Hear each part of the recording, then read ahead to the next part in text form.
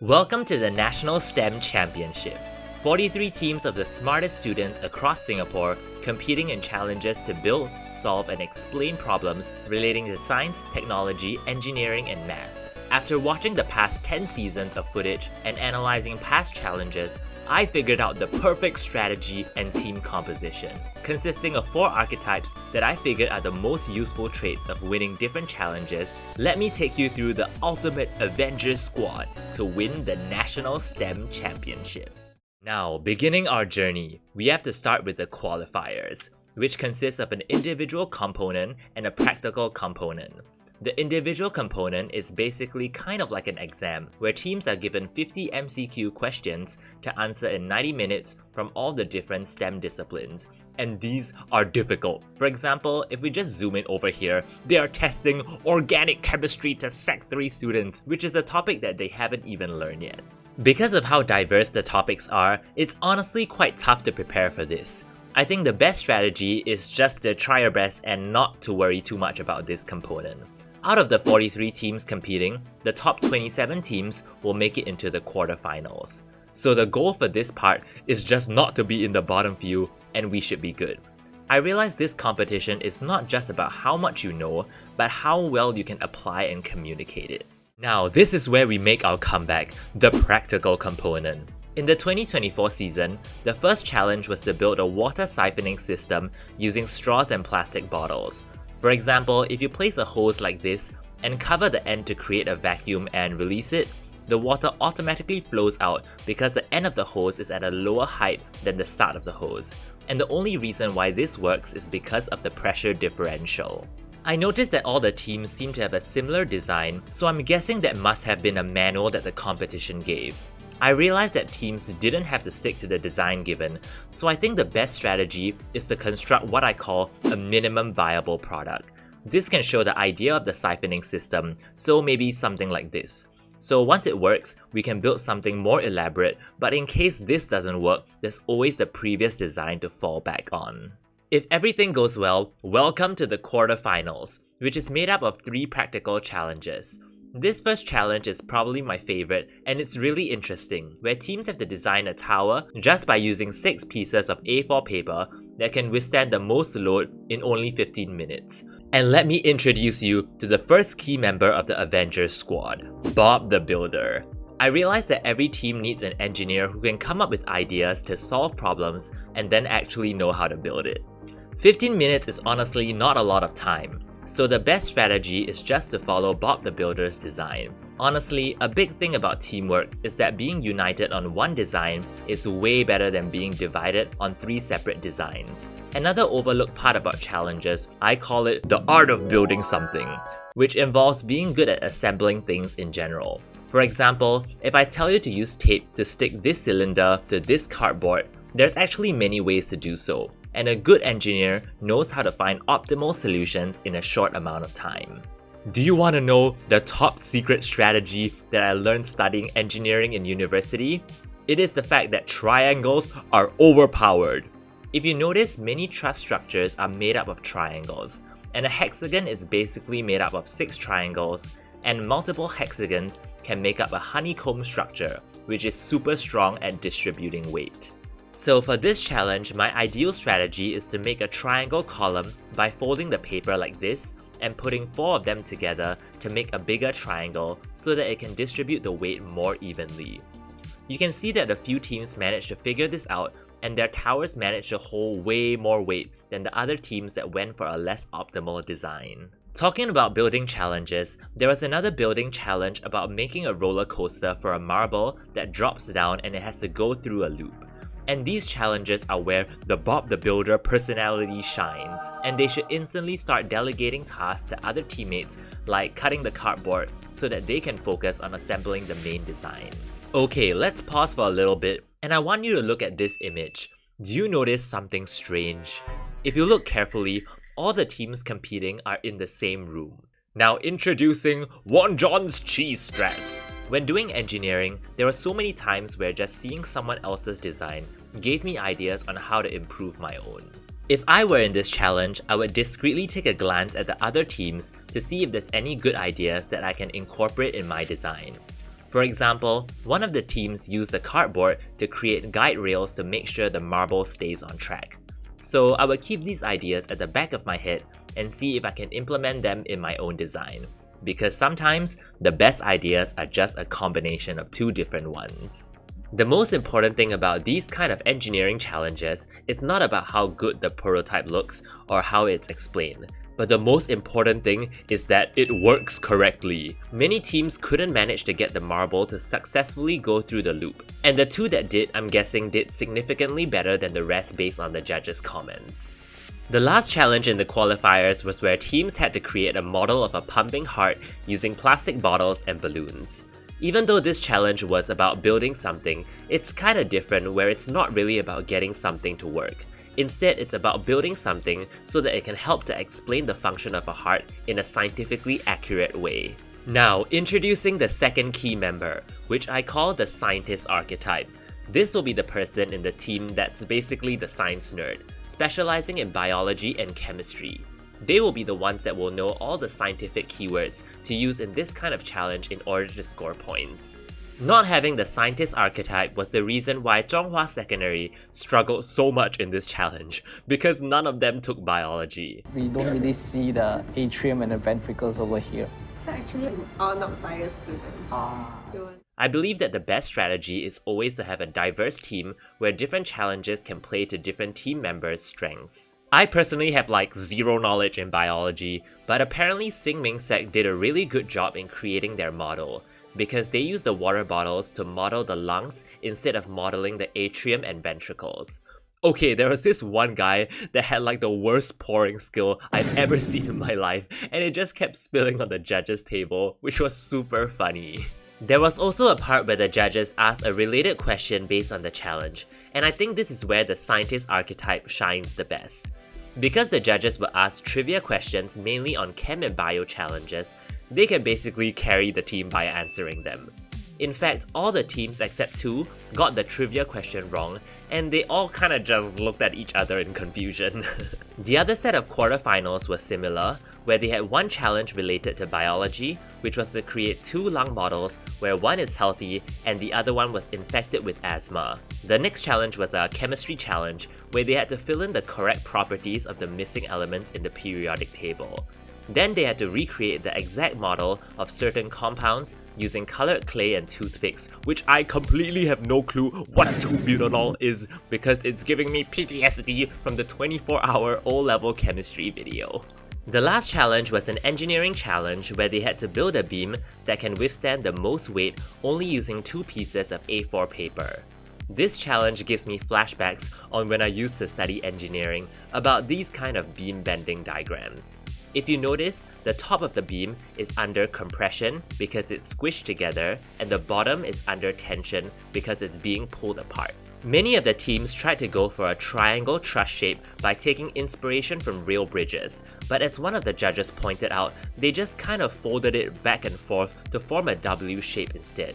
Because the weight only touches the beam at these few points and pressure is equals to force over area, the contact area is so much smaller, so there's way more pressure at these few points and this bridge will break easier. So here's what I would have done instead. If they did give us glue, I would fold the paper to create these small triangular beams like this, making sure that they're all around the same size and gluing them together.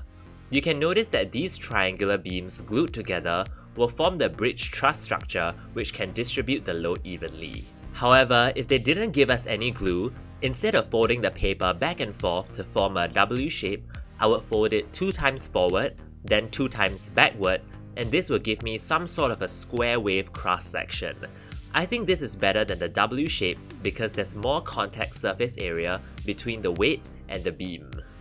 Another mistake I think a lot of teams made is by putting way too much weight on their bridge when testing out their design during the building phase.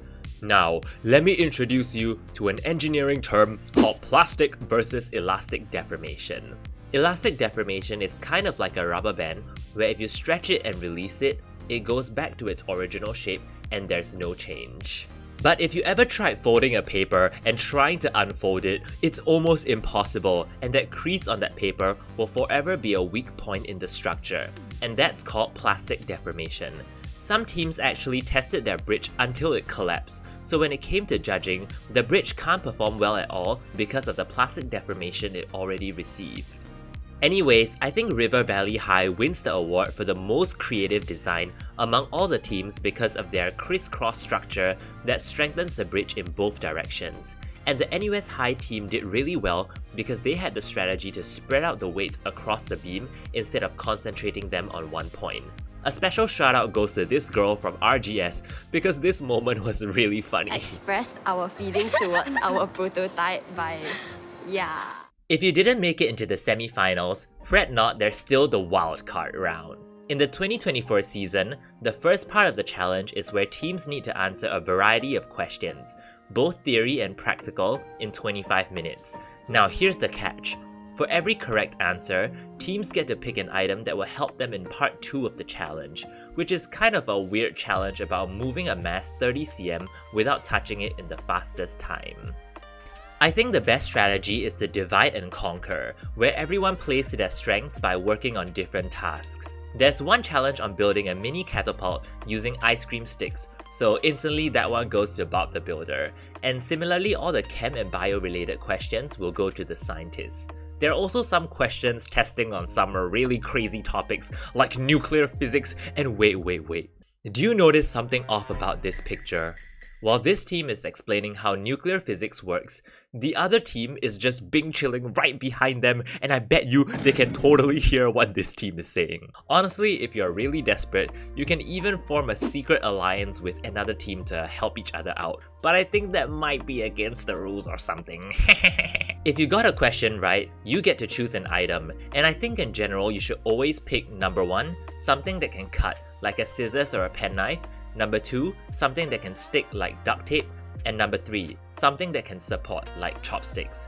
And my favorite design was from Anglican High, where they sort of made this cable car that uses gravity to move the weight really fast, and I think the judges gave this design the highest points as well. This wildcard round is quite a new thing, where it only appeared so far in the 2023 and 2024 seasons, but I preferred how they did it in 2023. They had a bingo card of 25 mini questions, and I felt that the questions were way cooler and way more fast-paced.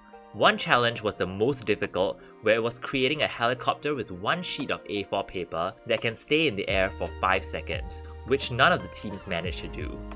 If you made an epic comeback, the top 4 teams from the wildcard round will then join the rest in the semi-finals, which involves some sort of industry visit. At the Singapore Maritime Gallery, the first part of the challenge actually involved math, where teams needed to find the most cost-effective dimensions of building a cylinder using 2 methods. First, using calculus, where it's basically an optimization problem, and the second method is by using Excel to plot a graph. Now, this brings us to the third team member, which I call the programmer, which will handle all the coding related challenges. The programmer is someone who has experience in Excel formulas, Python programming, and being good at math is a nice bonus as well. They are great in these kind of challenges because they are good at number 1, mathematical modeling challenges, and number 2, coming up with algorithms to solve problems. Or you can just do what the RGS team did, which was a 200 IQ big brain play. We were told that we needed to bring a computer and have Excel downloaded. So we went to watch a few videos on Excel. Our Excel courses that we watched definitely paid off. Honestly, they were so real because YouTube tutorials are literally such a lifesaver when I was studying in university. Fun fact, I actually learned Python programming as well as data structures and algorithms from this YouTube channel called Free Code Camp, and it helped me so much. And now, it's my turn to give back to the YouTube community for the O and A level students by teaching them math. The second part was an engineering challenge where teams needed to make a mini boat that can travel across the water by being blown by a fan. SSD came up with this really simple and elegant design of putting 2 paper plates together and a sail on top like this, which works super well because of the large base area which can withstand the moment that the fan generates on the sail.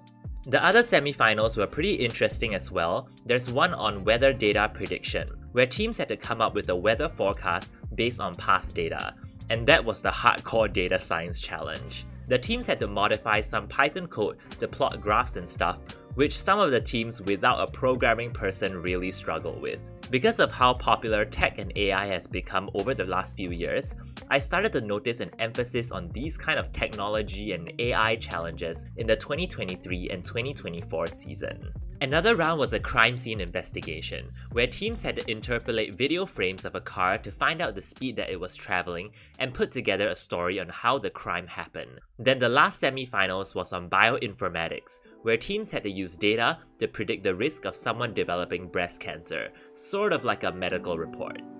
Now let me tell you about my favorite team in the 2024 season, which is a team from Raffles Girls' School, which I was so sad they didn't make it past the semi-finals. But it's okay, because just like Sun Tzu said in The Art of War, if you can't win the battle, you can still win the hearts of the viewers watching on YouTube. RGS was the team that wins the Best Vibes award. In every challenge, they seemed like they were really having fun working together as a team. I love how they didn't take themselves too seriously, but still tried their best, and they fully embraced songs and memes, which made watching them so much more entertaining. Welcome to this guided meditation class. First, breathe in. Hold. Breathe out. There's hydrogen and helium. But wait, what's next? We are a group of interns from AHS Science looking for our next periodic table song. Falling down. Wait, let me tell you why our bridge won't fall down. I'm looking for a man in finance. Trust fund. 6'5", blue eye. And my favorite member of the team is this girl named Victoria. And she's the perfect example of the last and most important member of the Avengers squad, the communicator. This person's role in the team is to decide what information to present and how to present it to the judges. The communicator always starts off the presentation to leave a good first impression. This person is someone who's comfortable presenting in front of people and talking to a camera, which is actually quite a rare skill to have. Victoria is the perfect example of a communicator because she always helps her team by opening up the presentation with her enthusiasm and energy. From what I noticed, she manages to do two things really well. Number one, she can explain technical concepts in a way that everybody can understand. Firstly, we have the initial prototype, which was a sailboat, that we determined that the center of gravity was too elevated, which caused it to be susceptible to toppling. So as such, we pivoted to this design. And number two, she brings her team together to come up with a fun way to open up every single presentation. Like standing in front of the mirror, practicing our presentations, and just starting off with a song. That has been something that our team has tried to incorporate in most of our presentations. Victoria, if you're watching this, I'm a big fan and you can take over the Won John channel when I retire. Now, let me introduce you to the most successful science communicator on YouTube, Mark Rober. Why he's so good relies on two things. Number one, creating a curiosity gap, and number two, building up a narrative. For example, in his egg drop from space video, he teases the end result with this shot to keep the audience curious on how he does it.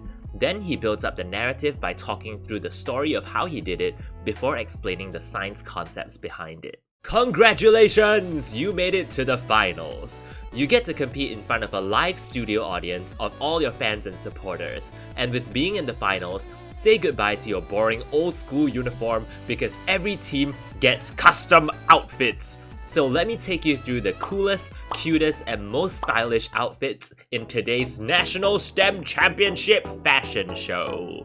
First up, we have the Coolest Outfit Award, which goes to ACSI from the 2023 season. I love their tie-dye shirts and the really bright colors. Next up, we have the Most Stylish Award, and it goes to RGS from the 2022 season, and I love the pink and white contrast of their outfits, and just look at this amazing montage of them. And lastly, the Cutest Outfit Award goes to CHIJ St. Nicholas, also from the 2022 season, with their really cute beige and white color coordination. Also, each member of the team gets the chance to give a short speech about their aspirations and what they want to be in the future. The one that I thought was the coolest intro was from Glenda from the 2022 RGS team. From efficient energy transportation to quantum computing, superposition, super cool. But the one that was super wholesome and really resonated with me was this girl Yvonne from CHIJ St. Nick's. Honestly, in the future, I just want to be a better person. And hearing that really just inspired me to want to become a better person myself. Something else that's really inspiring about Yvonne was how good of a communicator she was. Now I'm gonna play you these two clips of her and try to spot what she does really well. Take a look at me, the night butterfly and the Malayan Ixora. I depend on her for food and she gets pollination benefits from me. Hello, I'm insulin, a hormone produced in the pancreas. I will travel via blood to the liver and muscle cells. My job is to stimulate the conversion of excess glucose to glycogen. Notice how in both clips, she uses the first-person perspective, taking on the role of the butterfly, then insulin to explain the scientific concepts. This is because our brain understands stories better than just information, so what Yvonne did was turn the scientific information into a story through role-playing. The format for the finals has an industry challenge first, similar to the one in the semi-finals. For example, the 2024 season was about testing the tensile strength of bioplastics, which is kind of like a physics and engineering challenge, while in the 2023 season, it was all about hydroponics and sustainable farming. The next part of the finals is probably my favorite, where each team is joined by a celebrity guest, usually a radio DJ or something. But do you know who I really want to see join the teams? Twitch streamers and YouTubers. Come on MediaCorp, let's make it happen in 2025. Teams have to design a prototype and come up with a presentation that answers one of 4 random questions and include the celebrity guest for at least 30 seconds. Most teams choose to involve their celebrity guest in the first 30 seconds by doing some kind of skit. While this is alright because they are literally actors, I think a better way is to have them conclude the presentation. The communicator will start off with a hook and create the curiosity gap by asking a question or setting the context before going deeper with the scientific explanation. The celebrity guest will then summarize the whole presentation and add in a little bit of that fun aspect to round it off.